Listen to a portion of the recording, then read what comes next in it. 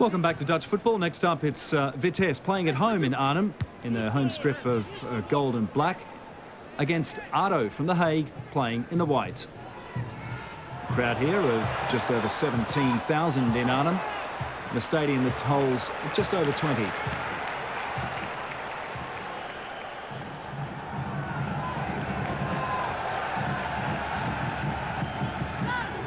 ADO Den Haag are yet to win an away match this season. Oh, great progress being made by Vitesse. Oh, a comedy of errors.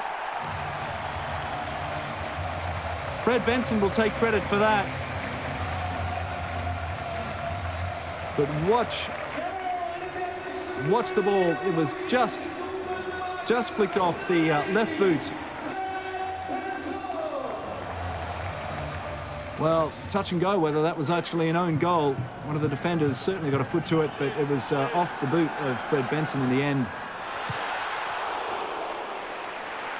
So 1-0.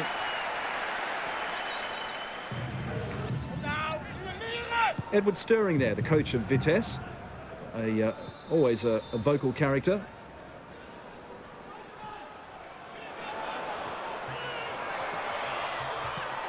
That's in. And that's Roy Strover. Edwin de Graaf laid it on very nicely, it would seem. 12 minutes after the first goal, that's the equaliser for ADO. The side who've really come on in leaps and bounds over the past few seasons, although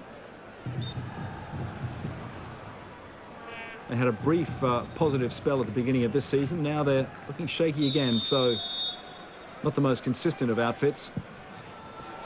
Looking into the sun, that would have been hard to stop.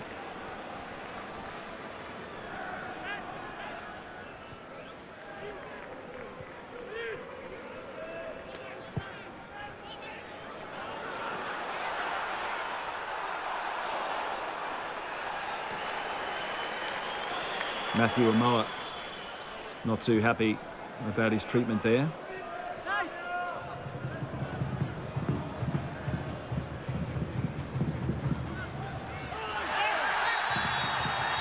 You normally expect to see a bigger crowd here at the Gelredome in Arnhem. A very well supported club, Vitesse.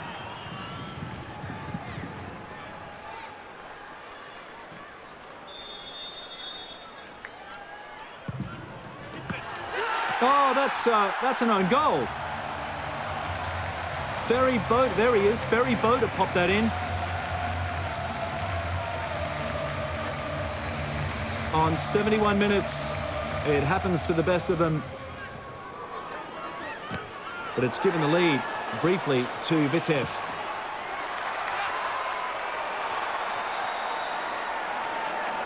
Well, that's just a mess. That's what that is.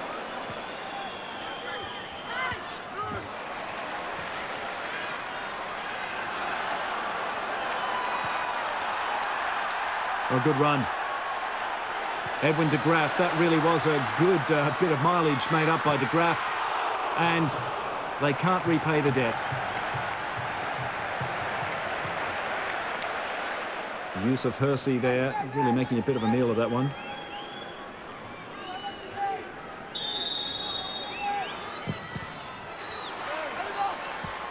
Dreadful position for a goalkeeper to be standing on this particular ground, the sun right in his eyes. Good stop. That one was made in the shade, though.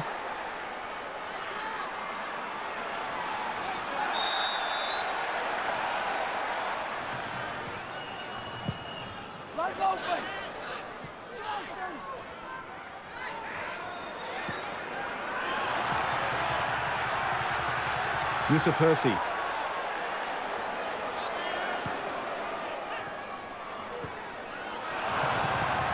Hersey has disappeared from view. There he is, back in picture now, and the shot from Edwin de Graaf certainly deserved to have his own crack at goal. Edward Stirring.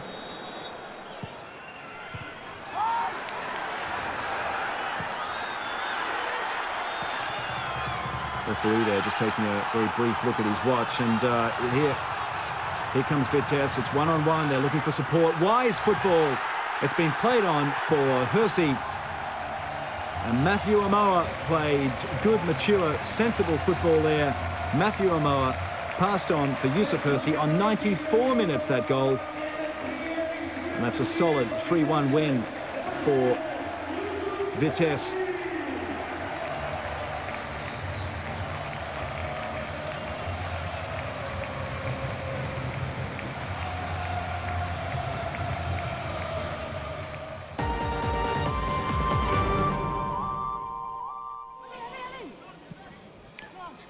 Next up, it's NEC in the red, green and black tops against RBC. RBC in the bright orange. Romano Denenboom of NEC. Oh, Denenboom sends in a powerhouse strike on 23 minutes. Romano Denenboom, who's still at NEC. He survived Johan Neeskens, who he certainly didn't always get on with. Neeskens, the former Dutch World Cup great of the 1970s, who was fired about midway through last season.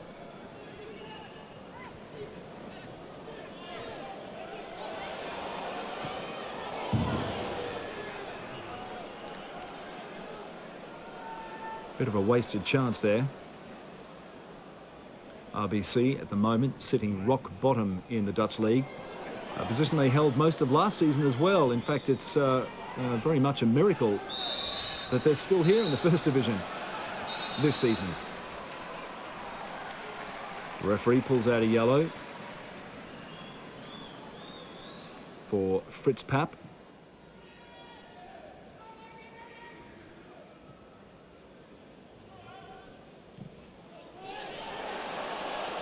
Nice turn. Oh, that's a great goal from Ali Al-Hattabi, the Dutchman of Moroccan parentage, who decided to play his international football for Morocco. Much better chance of getting into that team than the Dutch team, of course. But he really is a talent in his own right, coming over from AZ Alkmaar in the summer, where he really didn't have a very enjoyable season last year.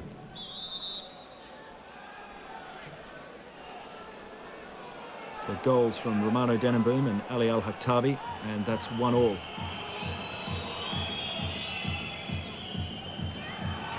Nice touch. Oh, it's in. It's just managed to squeeze in.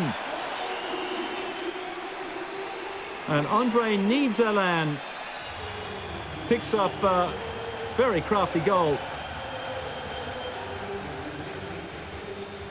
Unfortunately, not everyone enjoyed that piece of goal scoring.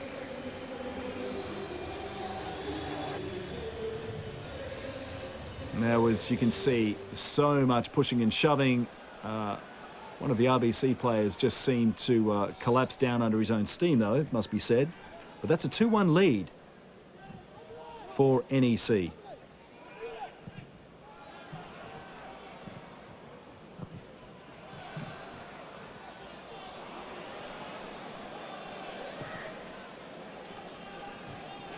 Oh, RBC very much under pressure. The referee says that tackle was fine. This is Romano Denenboom. Oh, that's an unlucky strike. He did everything right, looking for goal number 2.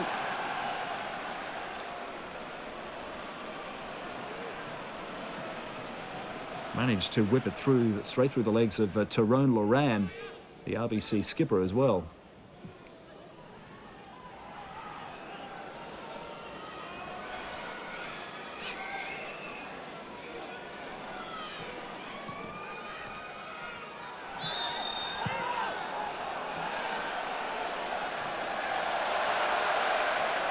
Well, there's the card that Fritz Papp didn't want to see. His second yellow. A red now for him. So they're down to 10.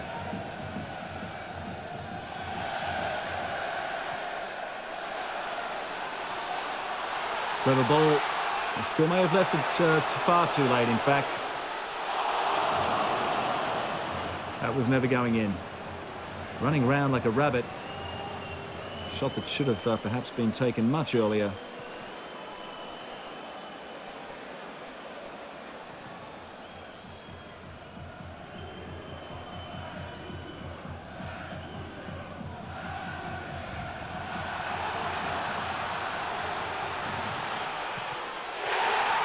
There's what will probably be the icing on the cake, or confirmation of this victory, if you like, for NEC.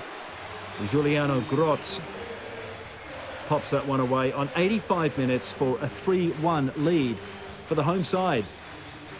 And a very appreciative 12,000 strong crowd here in Nijmegen. 3-1 over RBC.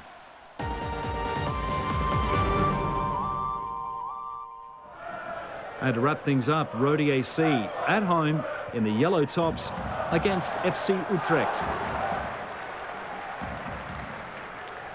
A crowd here of just over 12,000. Rode AC still coming to terms with the loss of their star striker Aruna Kone. And of course the year before that it was Yanis Anastasiou who was poached from them. Anastasiou, of course, now playing his football with Ajax.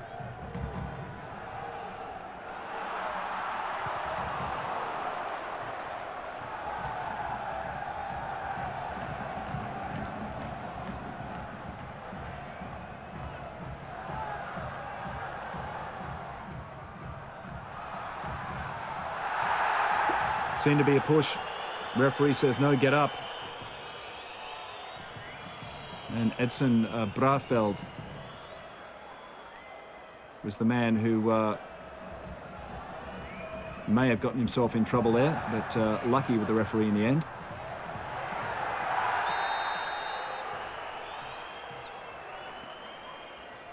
Rode AC have really not been having a good run. There's a yellow card for Ricky Cruz on 30 minutes. Loose ball. And again, a tough job for the keeper at another ground. But the sun straight in the eyes of the keeper.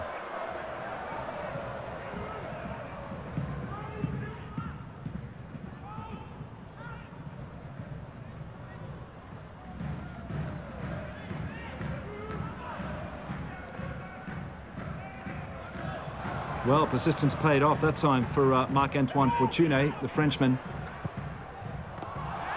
Oh, that's in. Vladan Kujovic couldn't stop it. And Edson Brafeld gets the opening goal of the match on 35 minutes.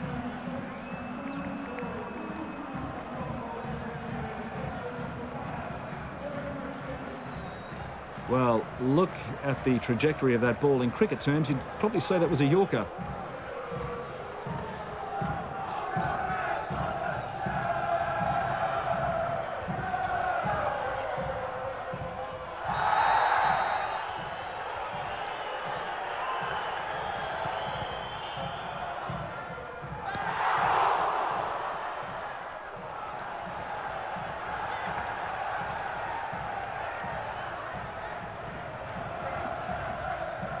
AC continuing to put the squeeze on Utrecht. And they've done well to get enough players up there and also to get the equaliser. Sergio makes it 1-1 on 54 minutes. And Just Terol in the Utrecht goal says that he was badly impeded. And in fact, well, look at that. There was a player in the way, in fact, a couple of times. And that is absolutely, absolutely not the right thing to do. So a very valid complaint there from Just Terol. The goal stands, though. Here's a chance. Oh, and they do it through Andres Oper. 2-1 on 58 minutes. Parmodou Kar helped out with that one as well.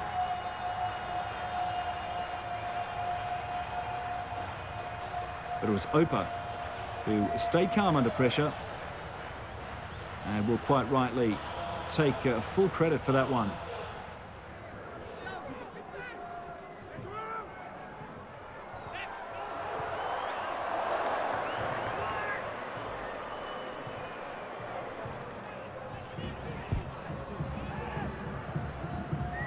Rode AC playing without the injured Bodnar, their Hungarian international, who's been such a key force for them.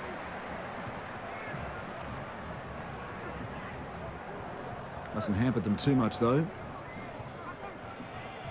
Still, though, a little bit of time to play in this match.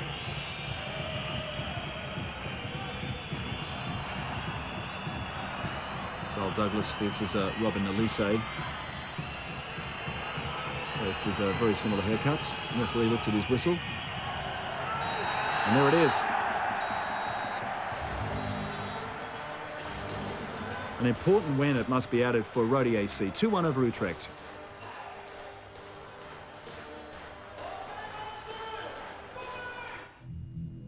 And there's the ladder after round 8. Feyenoord, it is on top with 21 points. A narrow lead over reigning champions PSV. Then it's former leaders AZ, followed by RKC, Ajax, NAC, Sparta, Heracles and FC Twente with 10 points.